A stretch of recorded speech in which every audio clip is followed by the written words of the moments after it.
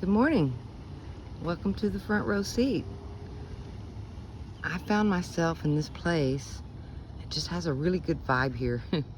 So I just been standing around, and they're working on the road right around the corner there. So that's your beeping.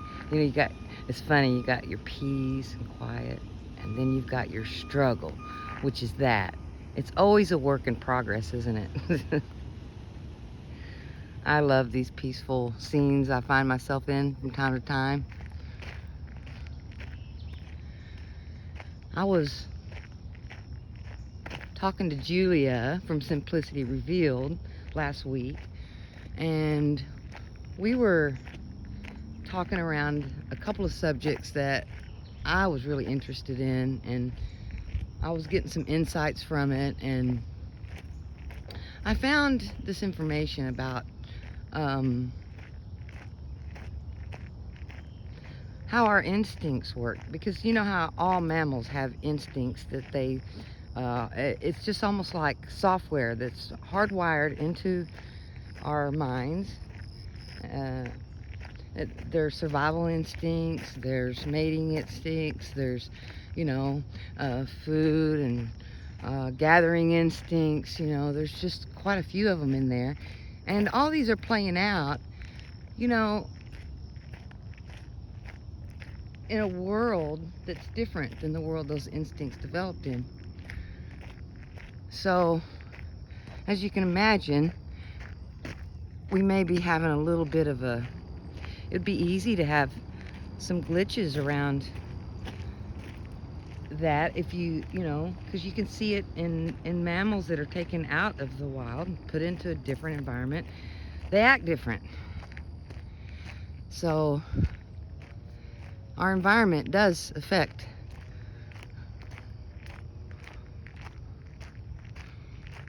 those instincts that we have. And as human beings, we have them too. I found a list, and they're mainly in 5 categories. And I picked one. I thought, this would be a good one to start with when I was talking to Julia.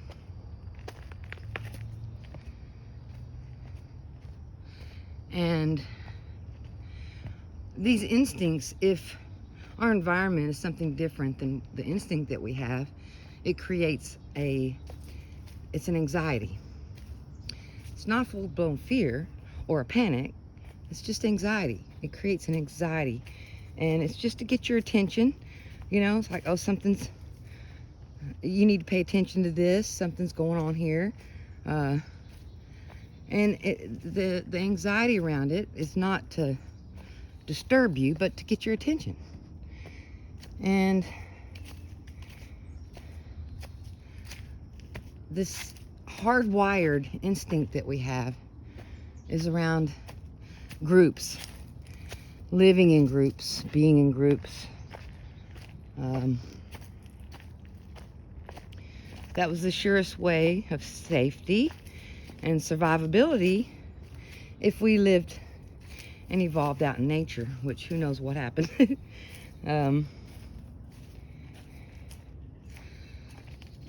But to live out in nature, the group is going to have the advantage.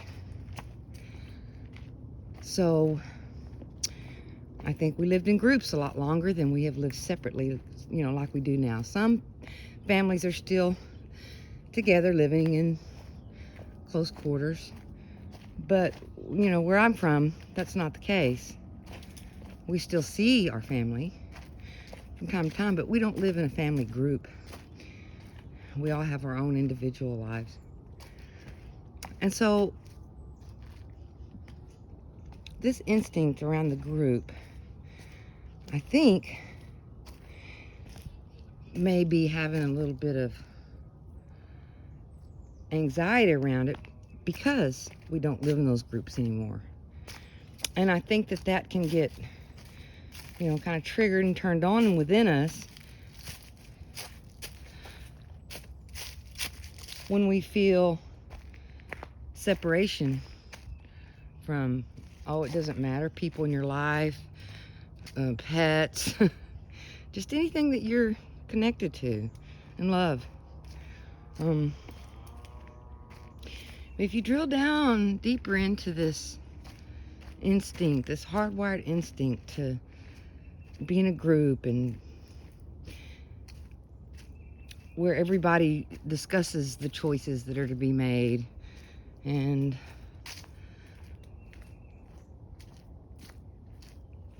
people have access to their own free will where they're making their choices, and then the group makes the bigger choice of what's best for the group. It seemed like a series of who gets to make the choices.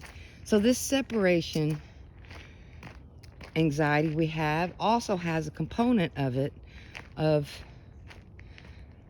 the group and this separation instinct.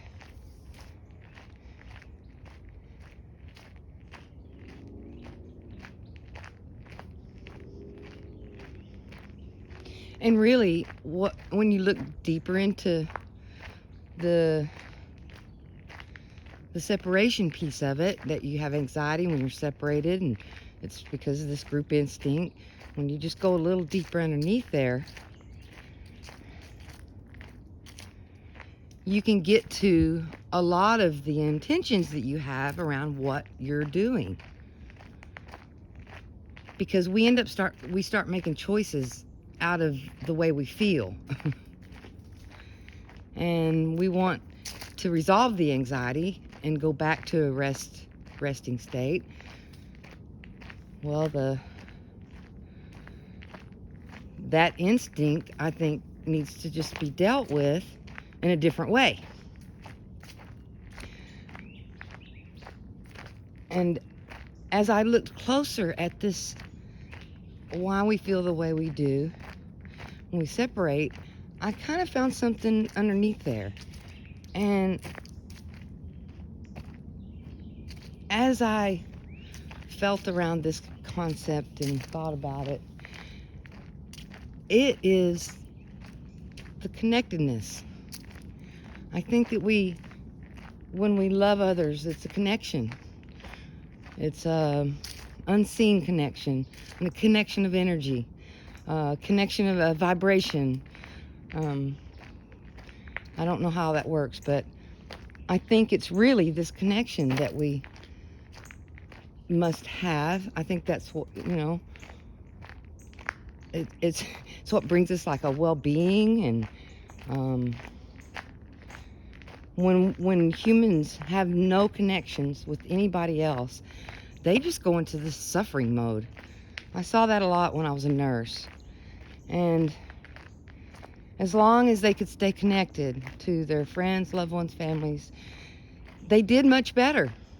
It was the people who were not connected to anybody. So I think it's not only this separation, it's connectedness. And when we feel like we are being pushed out or pushed away from, maybe you've been in a group at work for a long time, right?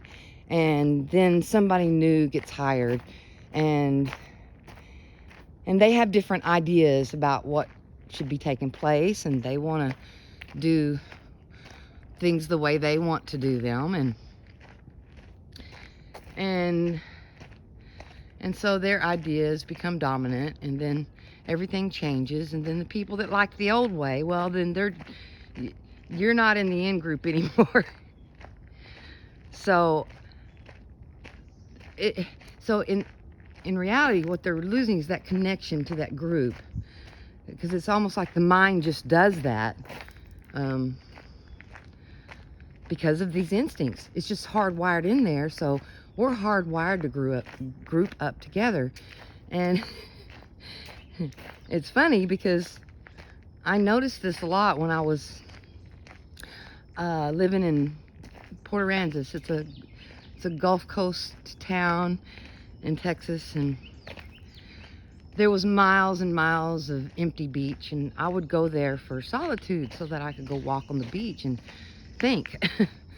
I had a stressful job and all those things going on, so it was just my place to go decompress. And I would drive 5 miles out so that I could just, be alone.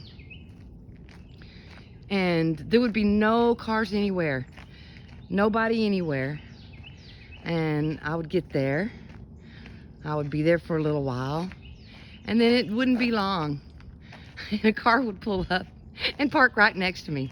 There's no cars anywhere on the beach. And I always wondered, and it kept happening over and over again. I was like, what? There's a whole beach here. Why are they coming and parking right next to me? I was just curious. I didn't mind that they parked next to me. I was just curious of why. And as I was thinking about this, like, that's just that instinct, that instinct to group up. And then the group kind of makes the choices more, and I think it gets a little easier, because when I'm just by myself and doing my thing, well, I'm making all of my choices for myself.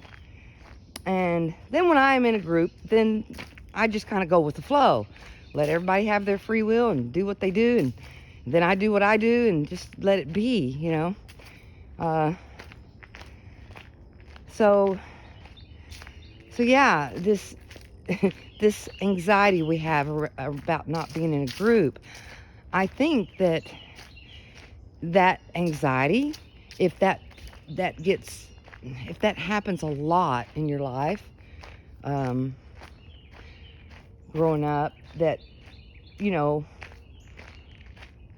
feel this, and I see it a lot in adopted people. So they feel this disconnection, and it makes sense why they feel the way they do. And people say, well, you got adopted and everything's okay. And I was like, well, no, it's not okay, because they feel this disconnection. And I think that if there's just a way to think around this for a minute, that it could really free, ourselves from this little bit of a quagmire of the separation anxiety turning into a fear, and then it can go from a fear into a panic state, to where it's just so scary that again, you just go and isolate yourself. Then you don't have to feel any of that, but you have no life because we need connections with others to be able to have a full life and share ideas and grow and evolve here. Yeah, sometimes not easy. But life isn't easy either. It's hard. But life also makes us very resilient to be able to do it. The more struggle you have, the more resilient you become. And then the stronger you get, and the more, information, the more you know about how the reality works, then you get more information. The pieces of the puzzle fall together, and you start getting better data, and then your choices can become better because you have a bigger decision space to choose from, because you have learned about this place. So it gets easier through life, but it's still always hard. It's like you struggle up the mountain, then you get to the top and you look out and you go, this is great. Then you go down the other side of the mountain and you kind of ski your way down, and then there's another mountain right there. And I think it's because we always have to grow and evolve and I think that's just the way this reality works with us, to us. So back to this instinct thing that I was thinking around. Some of the things that I thought about that we could do is, when we're feeling this, and I think that we've just pushed that out of our minds because, we've not lived in these groups for a bit now. And so it's almost like it's an underlying anxiety, but nobody knows what it is. It's just there. And I think that's, the allure of like professional sports, right? Everybody picks a team, then everybody's on that side, right? They're grouped up, right? And it feels like a connection. I mean, I wouldn't advise that to ease this anxiety, but I think that there's other little things that we can do to ease this anxiety. I have a young nephew, and he's 25, and he has a new young family. And so I've always stayed in touch, and we've always connected, and we go and we visit, and he just had a baby last year, and we welcomed a new baby into the fold, and we've always had that connection since my nephew was just a little boy. And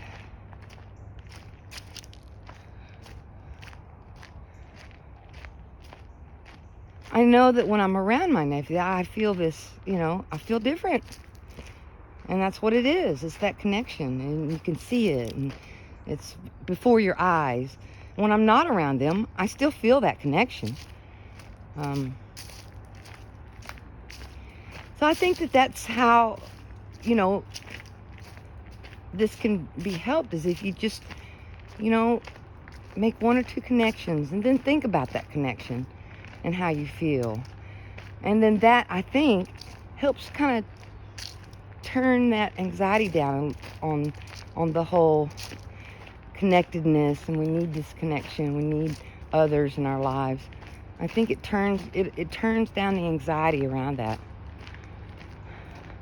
It's made to have anxiety. It's made to get your attention. I think maybe a long time ago you were lost in the forest, right? And so you can't see anybody. Well, you're vulnerable at that point. And so it's like, oh, where's your group at? Group up. It's safety. That's safety for you.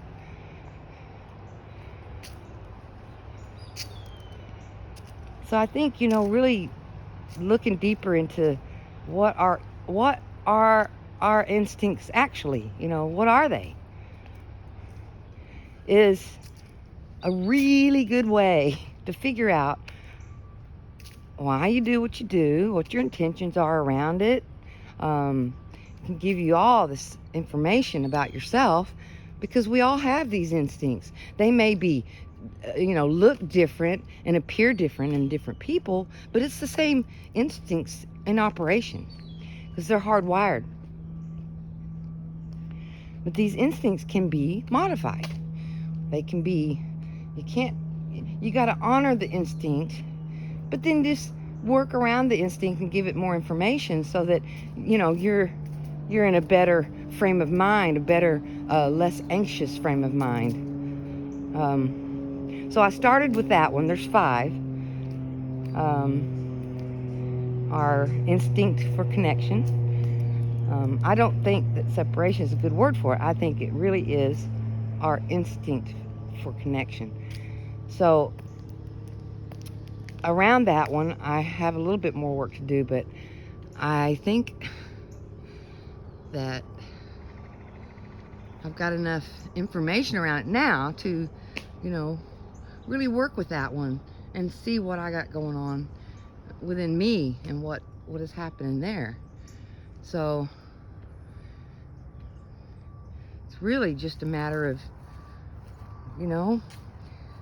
thinking about who we are. What are we? What are we doing here? What is this doing? It's all of that. And, I really like, spiritual philosophy. And I think a lot about that too. But this really caught my attention, because I think it has a lot to do with consciousness. I think that these instincts are there. If we're not aware of them, and they're just running willy-nilly, and you don't know what's happening because you're just not aware, then, the choices that you make around that are going to be a lot different than if you do know what it is and why you feel or are doing what you're doing. So I started with that one, the fear of loss of connection, and then there's 4 more, and I think maybe Julie and I, that would be nice, can talk around the next one. So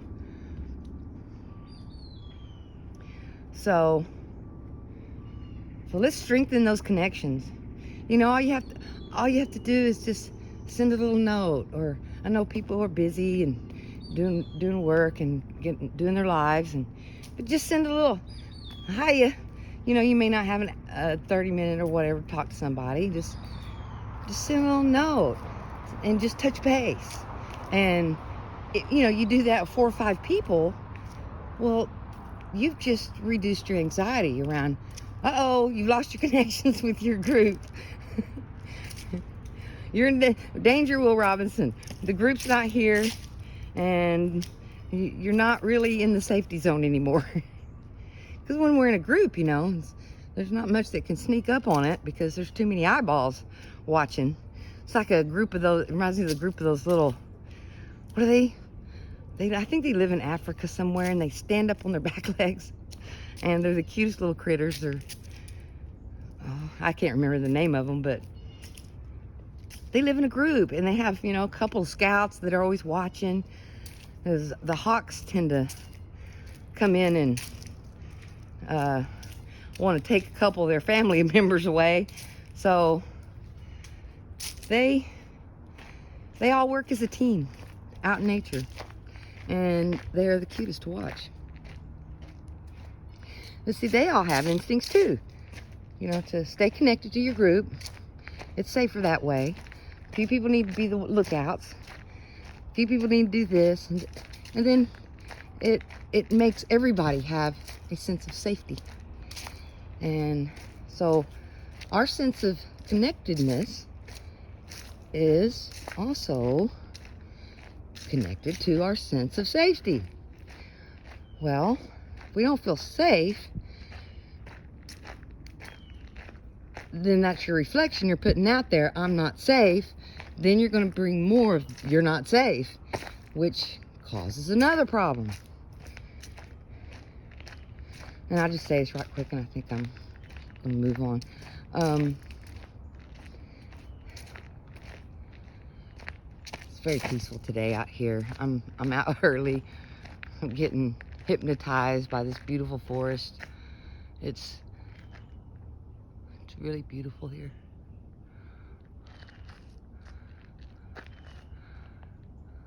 The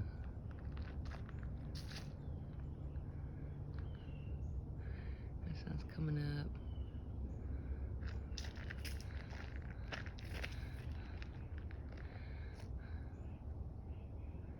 I like sun gazing. First thing in the morning. But to do that, you have to get up really early to get where you're going, to be where the sun's coming up at. It doesn't come up right near my house, but I can walk there.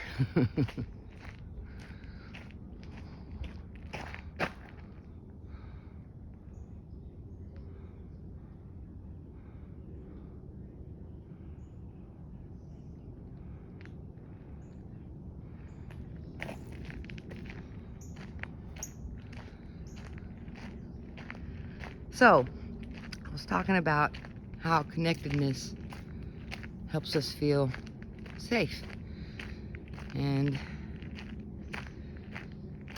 since these instincts are really wrapped around our survival instincts, like the ones that keep us alive, the ones that keep us from walking off a cliff, you know, there's things within us that keep us from doing stuff like that.